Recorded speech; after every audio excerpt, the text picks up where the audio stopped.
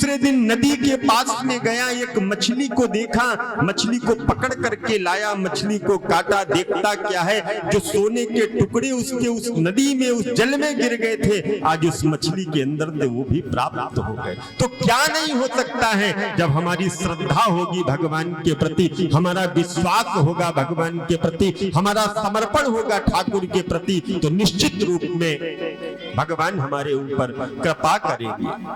क्योंकि हमारे साथ जब परमात्मा रहेगा तो निश्चित रूप से हमारे जीवन का भी आनंद होगा।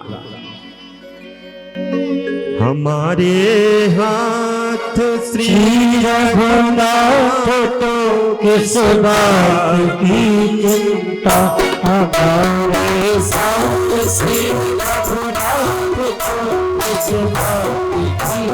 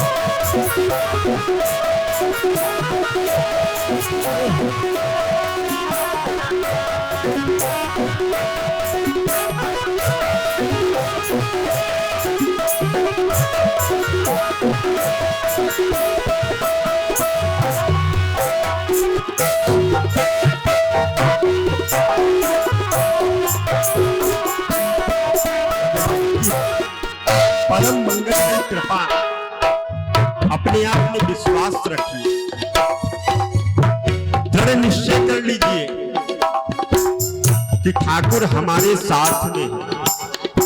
और जिस दिन ठाकुर आपके साथ में नहीं होगा ना, आप भी यहां नहीं होंगे, हम भी नहीं होंगे, कोई नहीं होगा। जब वो नहीं होगा तो हम नहीं होंगे, ये निश्चित सत्य है। न खाने की न पीने की, हमारे की न पीने की, न खाने की न पीने की, न पीने की, न खाने की न पीने की, न मरने की न पीने की, न खाने की न पीने की,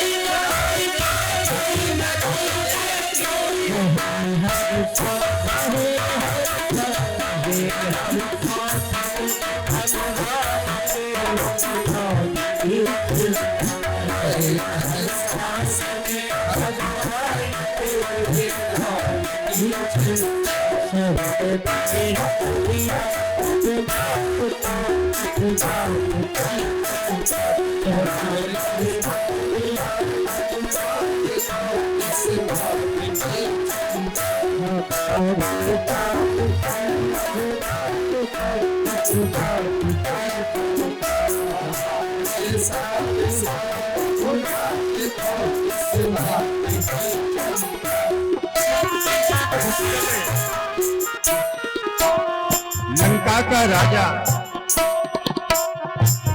लंकेश को भगवान ने परम धाम दिया। विभीषण उससे पहले भगवान की शरण में चले गए थे। जो भगवान की शरण में चला गया, भगवान निश्चित किसी न किसी रूप में उसको वो अधिकार दे ही देते हैं जिस अधिकार के योग्य वह व्यक्ति होता। अभी तक न खाने की चिंता, न पीने की, न सोने की, न जगने की कोई भी चिंताएं हम नहीं करते। जब माँ के गर्भ में थे तब में उसने हमारा पेट भरा, मुख में दांत नहीं थे तब भी उसने हमारे पेट की व्यवस्था की, दांत टूट गए तब भी व्यवस्था कर रहा है। उसके आश्रय रहेंगे, उसके भरोसे रहेंगे तो निश्चित रूप से वो हमारी हर परिस्थिति में व्यवस्थाएं जरूर करता रहेगा। हमेशा उसका होना चाहिए।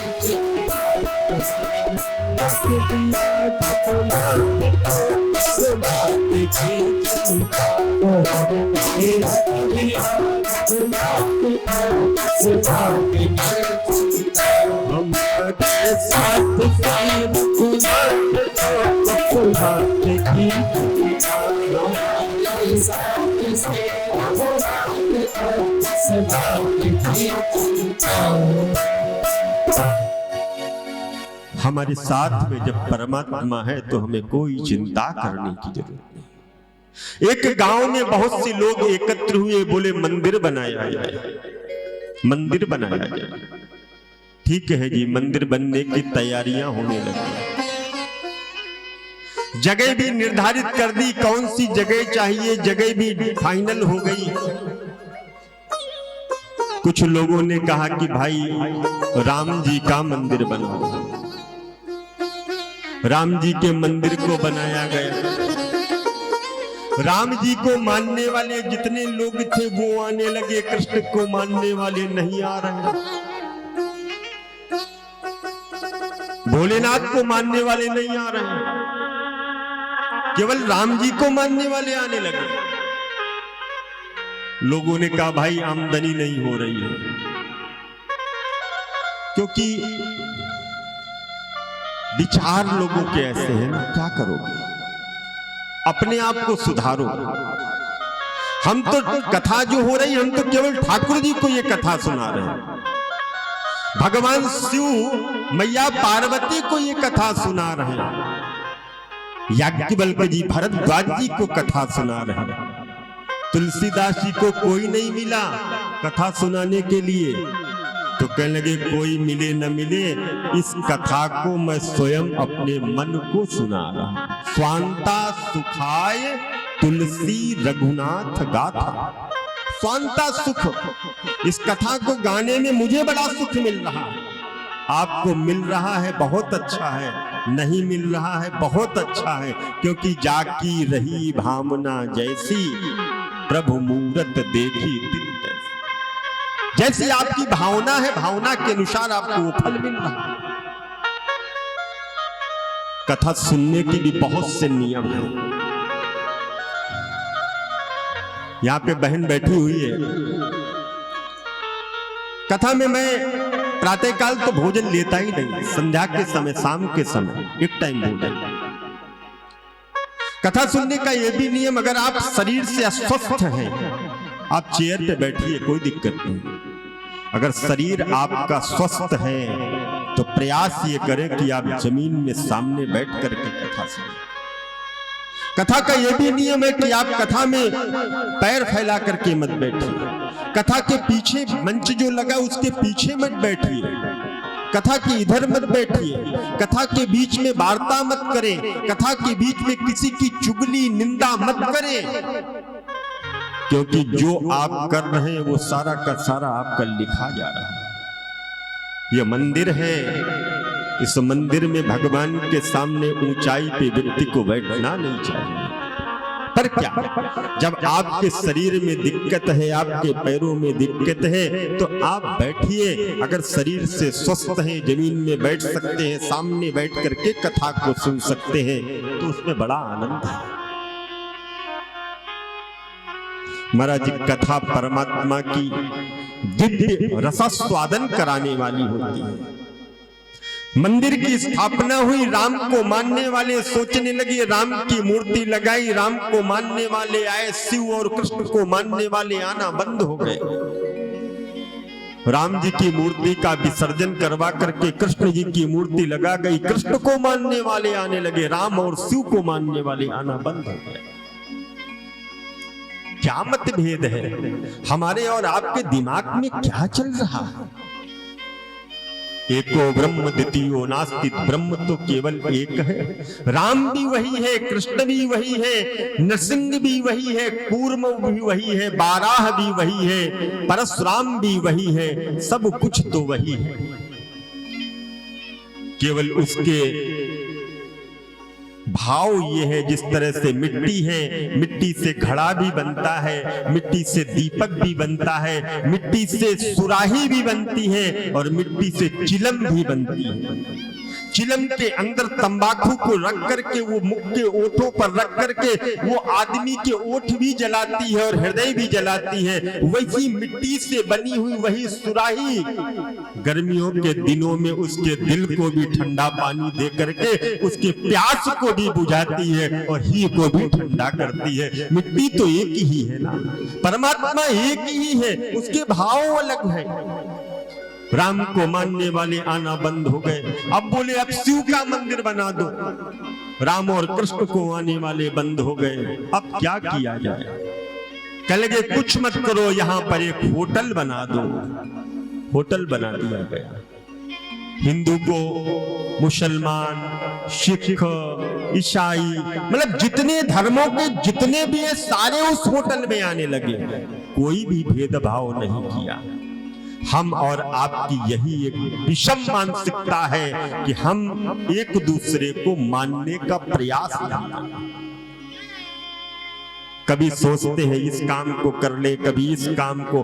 10 दिन के लिए शिव मंदिर में गए।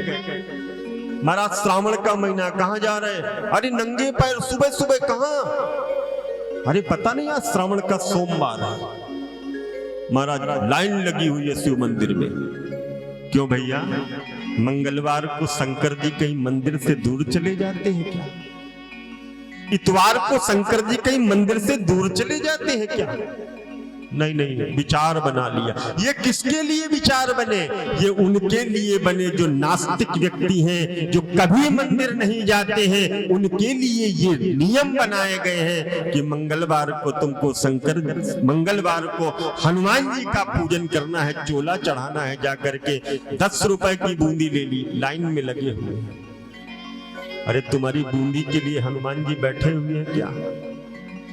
मंगलवार को तो महाराज हनुमान जी इतना खा खा करके मोटे हो जाते हैं। बुधवार को सोचते हैं कोई 2 लड्डू लेकर के आ जाए। क्यों? बुधवार को हनुमान जी मंदिर में नहीं रहते क्या? रहते नहीं रहते? बोलो भैया, रहते हैं कि चले जाते हैं कहीं? रहते हैं ना। तो क्या नियम ये नहीं होना चाहिए कि बुधवार को भी जाएं? परंतु कुछ लोग हैं जो नियम से रोज मंदिर जाते हैं, उनके लिए ये नियम लागू नहीं है। जो नियम से मंदिर जाते हैं उनके लिए कोई नियम नहीं है। क्योंकि उनको तो मंगल को भी जाना है, बुध को भी जाना है, गुरु को भी जाना है, शुक्र भी जाना, शनि भी जाना, रवि सोम प्रत्येक दिन जाना है। ये नियम उनके लिए बनाए गए कि कम से कम हफ्ते में एक बार ये व्यक्ति इसी बहाने मंदिर तो जाएगा। हम लोग क्या करते हैं, अपने बच्चों को, अभी 25 तारीख गई, 25 दिसंबर, सच बताना, झूठ मत बोलना कोई, कितने लोगों ने अपने बच्चों को क्रिसमस बनाया, सांता क्या बोलते हैं, सांता क्लॉज, इतने महंगे महंगे कपड़े ला करके। आप लोग कौन सी पाश्चात्य सभ्यता को जी रहे हैं? कितने बच्चे अपने जन्मदिन के ऊपर केक को काटते हैं, केक को काट करके उसमें जो मोमबत्तियां लगी होती मुंह से फूंकते हैं। कौन सी सभ्यता है? हम लोग जा रहे हैं पाश्चात्य सभ्यता। और देखिए कितनी अच्छी बात है कि भारत से जो बाहर रहने वाले अंग्रेज हैं, जो पाश्चात्य सभ्यता को अपना रहे हैं, वो वृंदावन में आकर के आज भी राधे राधे गाते हुए डोला करते हैं। सीखो उनसे, वो डोलते हैं गाते हुए, राधे राधे कहते हुए, और हम भारत के होकर के आज वृंदावन जाने के लिए भी तरसते हैं। जाएंगे तो कैसे, बोले पिकनिक करने के लिए जा रहे हैं। उनकी सभ्यताओं को आप अपना रहे हैं, अपनी छोड़ रहे हैं। माताएं पहले बच्चे को जब जन्मदिन होता था ना, तो बिठाल करके उसको टीका लगाती थी, दूध पिलाती थी। अब कहीं है, अब दूध तो बच्चा पीता नहीं, कहते दोस्तों को बुलाता है, वहां पे आ जाना, उस होटल में बुलाता है, पार्टी है, कोई पूजन नहीं, कोई भजन नहीं, कोई अनुष्ठान नहीं, कोई हवन नहीं, कुछ नहीं करना। मैं ये इसलिए कह रहा हूं कि आज मेरा भी जन्मदिन है। पौष मास की अष्टमी तिथि को कानपुर के अंतर्गत बिठूर, जो भी मां गंगा का पावन तट है, उस तट पर मेरी मां कल्याणी देवी द्विवेदी के यहाँ पर मैं प्रथम पुत्र के रूप में जन्म लिया। अभी 2 वर्ष पूर्व मेरी मां इस जीवन के, इस पंचभौतिक शरीर का परित्याग करके परमात्मा के उस दिव्य धाम को गई। मन में वेदना होती है, परंतु अकाट्य सत्य है, इसको कोई काट नहीं सकता। जिस मां ने जन्म दिया हो, उस मां को साथ में लेकर के तीर्थराज प्रयाग की पावन भूमि पर 1 महीने तक बिठाल करके उनको भागवत जी की कथा, राम जी की कथा मैंने स्वयं सुनाई। और मेरे साथ में एक नहीं, 45-46 लोगों का एक पूरा परिवार था। और इसी ब्रह्मावर्त सनातन धर्म वैदिक अनुष्ठान संस्थान का वहां पर मैंने कैंप लगाया। ठंड के दिनों में मां, एक दिन ऐसा हुआ कि वहां पर बड़ी भारी पानी की इतनी तीव्र गति से बरसात हुई है कि सारी की सारी रेत थी, रेत के नीचे से पानी बहने लगा। जितना भी आटा और चावल इत्यादि रखा हुआ था, सारा का सारा भीग गया। माता जी ने कहा कि क्या बनेगा सुबह? मैंने कहा ठाकुर भेज देगा कहीं। और सुबह ऐसा हुआ कि 2 लोग आए, इतना सामान लेकर के आए और आकर के रख करके उस आश्रम में चले गए। मेरा जो छोटा सा आश्रम था उसमें रख करके चले गए और कहने लगे महाराज जी और जरूरत हो तो मुझे बता देना। मैंने कहा देखो ठाकुर ने उसको भेज दिया। बहुत बड़े बड़े संतों के वहां पर टेंट लगे हुए थे, सारे के सारे टेंट धराशायी हो गए, सब बिल्कुल पानी में एकदम बर्बाद हो गया था। 2011 और 12 की बात है। तो ऐसी मां के उस गोद में जब मैं खेला, और आज उन्हीं की कृपा है कि मैं आप लोगों के सामने बैठा हूं, तो उन्हीं मां की प्रेरणा है, उन्हीं मां का आशीर्वाद है। और उन्हीं मां के कोई ऐसे सदकर्म भी होंगे जो भगवत प्रेरणा की ओर उन्होंने मुझे भेजा, ठाकुर की ओर। फिर जीवन में संत की प्राप्ति हुई। जगत गुरु रामानंदाचार्य पूज्यपाद गुरुदेव भगवान जगत गुरु रामानंदाचार्य स्वामी श्री रामभद्राचार्य जी महाराज, जिनकी पावन दीक्षा के माध्यम से इस दास के जीवन में परिवर्तन, इतना परिवर्तन आया कि उस परिवर्तन को मैं आप लोगों के सामने बता नहीं सकता। वो वाणी नहीं है, वो जिह्वा नहीं है, जिसमें गुरु के उस आशीर्वाद, उस प्रेम को आप सभी के सामने वर्णन कर सकूं, बता सकूं। तो कहने का भाव केवल ये मैं स्वतः अपना अनुभव बता रहा हूं कि जब आपका मन, आपका प्रेम परमात्मा की ओर जुड़ाव होगा तो निश्चित रूप से आपके जीवन में परिवर्तन आएगा। बदलने की जरूरत नहीं है कि शिव को बदलना है, विष्णु को बदलना है, कृष्ण को, कुछ नहीं, सभी एक है। हम और आप अनेक दिखाई दे रहे हैं पर हैं सभी एक। स्वरूप अलग अलग है, रंग अलग अलग है, कोई काला है, कोई गोरा है, कोई छोटा है, कोई मोटा है, कोई बड़ा है, कोई लंबा है, परंतु इसके अंदर जो तत्व है वो एक ही है, वो ईश्वर का तत्व है। हम में राम, तुम में राम, सब में राम समाया, कर लो प्रेम, जगत में कोई नहीं पराया। आज राम कथा सुनने के बाद में दो भाई आपस में बैठे हुए हैं, एक भाई इधर बैठा हुआ, दूसरा भाई इधर बैठा हुआ। छोटा भाई अपने बड़े भाई को देखता है, बड़ा भाई छोटे भाई को देखता है, और दूसरे दिन की कथा में न छोटा भाई दिखाई पड़ा न बड़ा भाई दिखाई पड़ा। तीसरे दिन जब आए तो संत ने पूछा, क्यों भैया, कल की कथा में ना आप दिखाई पड़े ना आप दिखाई पड़े, दोनों कहां चले गए? बोले महाराज जी, कल मुझे बड़ी विजय प्राप्त हुई है। जो छोटा भाई था वो रोने लगा, महाराज जी कल मैं हार गया। बड़ा भाई आज हंस रहा है। महाराज जी ने कहा, तुम दोनों सगे भाई हो? बोले हाँ सगे भाई हैं। दोनों राम कथा सुनने आते? बोले हाँ दोनों राम कथा सुनने के लिए आते हैं। बड़ा भाई हंस रहा है और छोटे भाई की आंखों में आंसू। तुम दोनों कथा सुनने आते हो, क्या तुमको कोई निधि मिल गई? तुम्हारी कोई निधि चली गई? छोटा भाई कहता है, हाँ मेरे पास में जो निधि थी, जो माँ बाप ने मुझे दी थी, वो मैं हार गया। कैसे? बड़ा भाई जो मेरा हंस रहा है ना, आप इसी से पूछो। बड़ा भाई गया, कहने लगा, सरकार मेरा एक केस चल रहा था, मैं उस केस को जीत गया।